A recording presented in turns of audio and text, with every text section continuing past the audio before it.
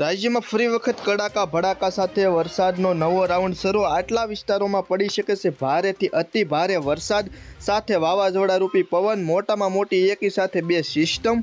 કયા વિસ્તારોમાં કેવો વરસાદ, કેવો પવન તેમજ સિસ્ટમનો પ્રભાવ કેટલા વિસ્તારોમાં પડશે તેમજ આગામી સમયમાં કેટલી તારીખ સુધી કેવો વરસાદ ગુજરાતમાં જોવા મળશે, સંપૂર્ણ માહિતી મિત્રો આપણે આ એક જ વિડીયોની અંદર જોવાની છે। તો વિડીયોમાં આગળ વધતા પહેલાં ચેનલમાં નવા હો તો નીચે આપેલા સબસ્ક્રાઇબ બટનને દબાવી ચેનલને સબસ્ક્રાઇબ કરી વિડીયોને લાઇક કરી વિડીયોની લિંક શેર કરી દેજો, જેથી કરીને ખેતીવાડી અને વરસાદની રોજે રોજની તાજી માહિતી તમને મળતી રહેશે।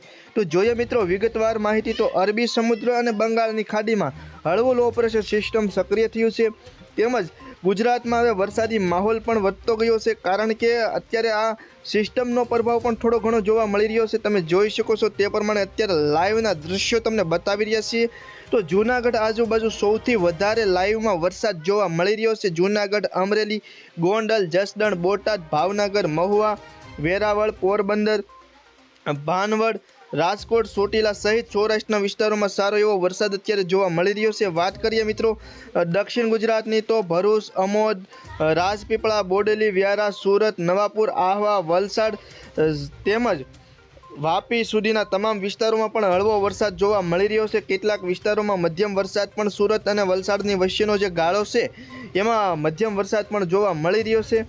વાત કરીએ મિત્રો મધ્ય ગુજરાત વિશે તો મધ્ય ગુજરાતમાં પણ ખાસ કરીને અમદાવાદ, વિરમગામ, સુરેન્દ્રનગરથી આ બાજુનો જે વિસ્તાર છે નળકાંઠાનો એમાં તેમજ ધોળકા, નડિયાદ, ગોધરા, દાહોદ, લુણાવાડા સહિતના જે વિસ્તારો છે ગાંધીનગર ને વિરમગામ ને ખેડા ને એ બધા વિસ્તારોમાં પણ હળવો વરસાદ અત્યારે જોવા મળી રહ્યો છે। વાત કરીએ મિત્રો ઉત્તર ગુજરાત તરફ તો ઉત્તર ગુજરાતમાં પણ કેટલાક હિંમતનગર હોય, રાધનપુર હોય આ બધા વિસ્તારોમાં વરસાદ જોવા મળી રહ્યો છે। મહેસાણા તેમજ સાણસમા, મોઢેરા, વડનગરની આજુબાજુના જે વિસ્તારો છે એમાં પણ કંઈક ને કંઈક વરસાદ જોવા મળી રહ્યો છે।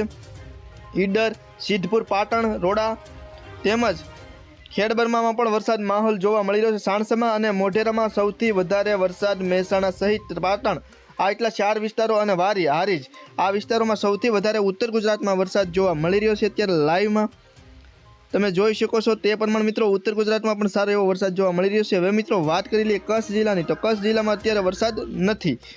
તો વાત કરીએ મિત્રો હવે આગામી 28 તારીખની તો 28 તારીખમાં પણ વરસાદી માહોલ જોવા મળશે પણ હળવો થશે। 29 તારીખની વાત કરીએ તો 29 તારીખમાં પણ સાવ હળવો વરસાદ જોવા મળશે। 30 તારીખની વાત કરીએ તો 30 તારીખમાં હાવ હળવો વરસાદ થઈ જશે તેમજ 31 તારીખની વાત કરીએ તો પણ વરસાદ જોવા ઓછો મળશે। 1લી તારીખના રોજ પણ ઓછો વરસાદ, 2જી તારીખના વાત કરીએ તો ક્યાંક ને ક્યાંક હળવો વરસાદ જોવા મળી શકે છે।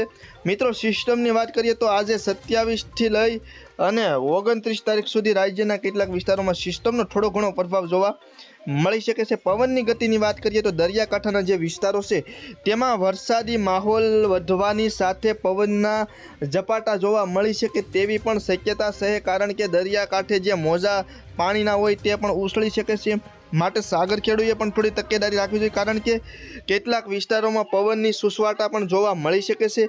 અને મિત્રો હજુ આજે રાત્રિના સમયગાળા દરમિયાન પણ વરસાદની જે ગતિ છે એમાં થોડો ઘણો વધારો ઘટાડો પણ જોવા મળી શકે છે। મિત્રો આ કમોસમી માવઠારૂપી વરસાદના કારણે ખેડૂતોને મહા મુશ્કેલી પણ વેઠવી પડતી હોય એવું જોવા મળે છે। કેટલાક ખેડૂતોની સિંગ જે ખેસેલી ખેતરમાં પડી હોય તો એને પણ મોટામાં મોટું નુકસાન થયું છે। તો સરકારશ્રીએ પણ ખાસ આ અંગે પગલાં લેવા જોઈએ અને ખેડૂતોને આના અંગે સારા સમાચાર મળે એવી કોશિશ કરવી જોઈએ। તો મિત્રો હજુ પણ 3 દિવસ માટે રાજ્યમાં વરસાદી માહોલ જોવા મળે તેવી પણ સંભાવના રહેલ છે। આ માવઠારૂપી વરસાદ છે પણ એકરહ વરસાદ અત્યારે થઈ ગયો છે, એટલે માટે આવો વરસાદ જોવા મળતો હોય તો એ વધારે સમય રહેતો હોય છે ધીમો ધીમો, અને ક્યાંક ને ક્યાંક મધ્યમ વરસાદ માટે ખેડૂતોએ ખાસ તકેદારી અને મુસાફરી કરવાનું જે લોકો વિચારતા હોય સૌરાષ્ટ્ર અને અમુક અન્ય જગ્યાએ ગુજરાતમાં, તો એવા લોકોએ પણ ખાસ કરીને 2 દિવસ માટે મોટી મુસાફરીને મુલતવી રાખવી જોઈએ। તો મિત્રો વિડીયો ગમ્યો હોય તો ચેનલને સબસ્ક્રાઈબ કરજો, વિડીયોને લાઇક કરજો, વિડીયોની લિંક શેર કરી દેજો।